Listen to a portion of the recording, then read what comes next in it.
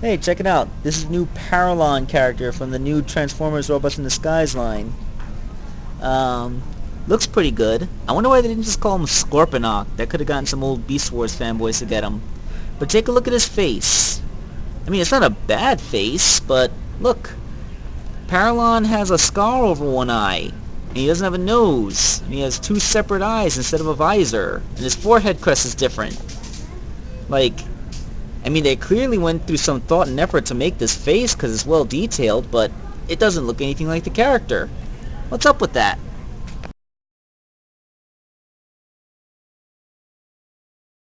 Hello out there, this is Wakeangel2K1 coming at you with a review of a toy that I honestly did not think that I would buy. But then I saw him and I just couldn't resist. Because it seems that Hasbro has changed their building materials. They're no longer making their figures out of plastic, they're making them out of homages. Yes, this is the Robots in Disguise Starscream. And he kind of looks like an unholy portmanteau of the Armada Starscream, which is also the most recent generation's Starscream, and animated Starscream. Now, anything that kind of harkens back to the animated style, you just know is going to tickle me, so I ended up getting him despite the fact that I really didn't think I would. So let's take a quick little turnaround of him first. I like how this figure has such a tight little backpack. He does not have that much kibble hanging off of him, except for, you know, the wings, which is something you would expect Starscream to have because it's part of his iconic profile. And that's, you know, that's pretty fine, just like that. That's just wonderful. I'm kind of at a loss for words.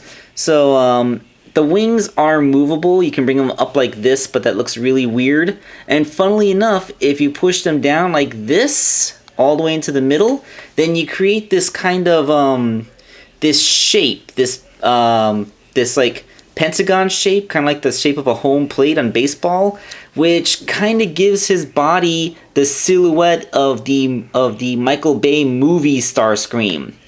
That is a design that I hated, but hey, they even homaged that. So that's an homage of at least 3 different versions of Starscream, all contained in one figure.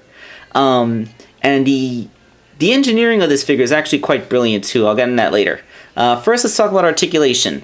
Head is only on a swivel, and it turns this much before the head hits the collar. And the chin hits the collar. And unlike that Scorpion guy, this dude, he actually looks like the image from the card art. They didn't paint in his little cyber goatee thing, but it's unmistakably a Starscream face, and it does look just like he did on that card art for the thing. Also, unlike a lot of other Robots in Disguise toys, this one doesn't really feel like he's egregiously underpainted. He has all the colors in all the right places. You got the gray, the red, the blue, the yellow cockpit. It's all there. I mean, it's a very simple and basic scheme, but, you know, it works for Starscream. It looks like him. So, he has universal shoulders. There is a hinge joint inside the shoulder, and then a hinge joint here. Of course, that kind of creates the idea that the shoulder's way out here. That's why you had this giant shoulder pad, because if it wasn't there, then you'd be like that's not really a natural place for an arm to attach, is it? He has a ball-jointed elbow, which affords him a bicep swivel, and the hand is on a wrist, but I don't think that this would really be very useful for posing, like, unless he's like, oh, the most feared of dinosaurs, the Tyrannosaurus Rex. How'd you like my Deadpool reference, huh? Huh? Yeah. And his guns, they're painted up in this really cute little gunmetal. I like the way they painted the guns. They can come off the forearms and peg into his hands, and they actually look good being held as pistols. Yeah, that's not bad there. He has no waist joint. I think that the way he's engineered, a waist joint could have fit there. I mean, other Robots in Disguise figures had waists. He could have had a waist. Then there is the ball jointed hips. When I first got mine, they were really loose. I mean, they were just tight enough to hold a pose, but then when I touch him, he immediately flop over. And he has a thigh swivel. Those hip, I thickened the pegs with some Bondic, but the balls just don't hold very strongly. They pop out, but you know. Then he has a knee, goes just past 90 degrees, and he has some foot articulation for his transformation. But you know, that's about it. And his flat-footed stance is designed so that he's in a bit of an A stance, so he's not, you know, standing stock straight. Overall, this is a really, really good Starscream figure. It pays homage to like 3 different designs, one of which is my favorites, and you know, like it's just so awesome. I really, really like his look, and like the only other RID Deluxe or Warrior toy that I bought was Strong Arm. And that was a pretty good toy, but with her enormous backpack kibble that didn't properly peg into place, it's nice to see that in later waves, they dealt with that problem. Like, he has a much more compact backpack, which does indeed properly peg. And that is really good. I love it. Alright, so let's get him into his plane mode. I don't really do transformations on screen, so I'm not going to do it this time. Plus, I always get a little bit clumsy with it. But I will say that it is nicely engineered. It's significantly more complex than the engineering of the first wave figures, while being just below the level of complexity from the regular Generations line. It's like they're getting more used to the engineering of this particular line and giving us something that can feel more complete without overcomplicating things for the younger audience that they're expecting. And also, it's very similar to Generations Windblade. The way the chest comes apart in the middle, the way the backpack folds up. It's all very similar to Windblade, except that there's no waist rotation. All right, so let's get him into his plane mode, and you'll see the real reason why I had to buy it. And here is the reason why I had to buy this particular toy.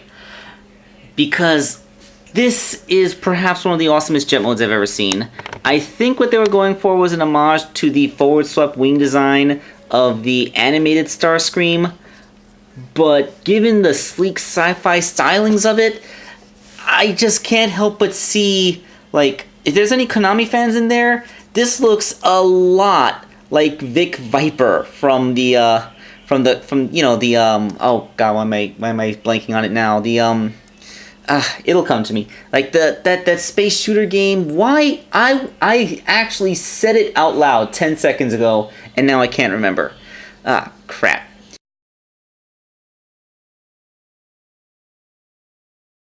Anyway, yeah, Vic Viper. All he kind of needs is like these extra wing things that go around the cockpit, and boom, you got Vic Viper. This is so Vic Viper. Or, you know, maybe it looks a little bit like the Veritech planes from Robotech. But the point is that this thing is awesome. It is sci-fi future-y awesome. Despite, once again, very similar to Windblades. I mean, there's the robot legs make the top of the plane. There's a hole in the middle of the plane. Whoop, whoop, whoop, whoop.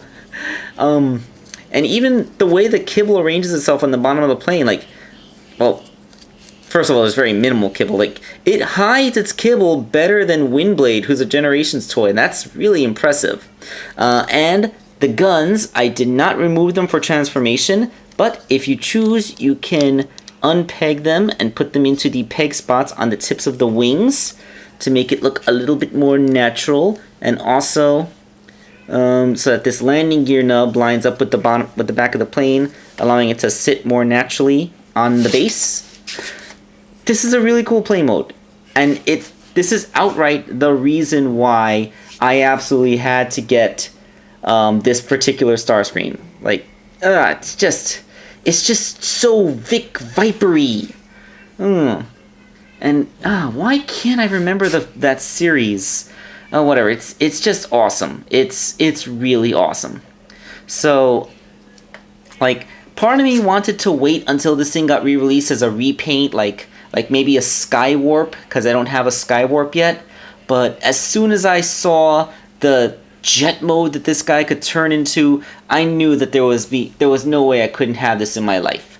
So I highly recommend the Robots in Disguise Starscream. It's if you're a fan of all the past homages of different versions of Starscream that we've seen so far, and old sci-fi video game franchises, then yeah, this is just perfect. Yeah, get it. This has been Wakeangel 2001, and I will be signing off for now.